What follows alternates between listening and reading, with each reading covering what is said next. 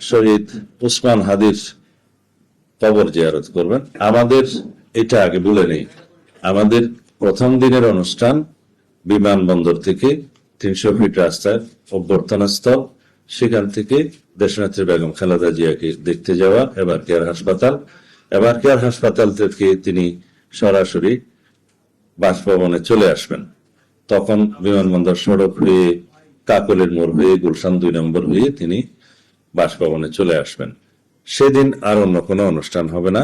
বাকি অনুষ্ঠান আপনারা জানতে পারবেন। আমি আগাম শুধু 26 তারিখের অনুষ্ঠানটা আপনাদের সামনে বলতে পারি। 25 বলে ফেলেছি, 26 তারিখ শুক্রবার বাদ জুম্মা তিনি বাসভবন থেকে রওনা হয়ে প্রথমে শহীদ জিয়ার মাজার জিয়ারত করবেন এবং সেখান থেকে জাতীয় স্মৃতিসৌধে তিনি শ্রদ্ধা জ্ঞাপন করতে যাবেন। এটা 26 তারিখ। 27 তারিখের প্রোগ্রাম আপনারা পরে জানবেন।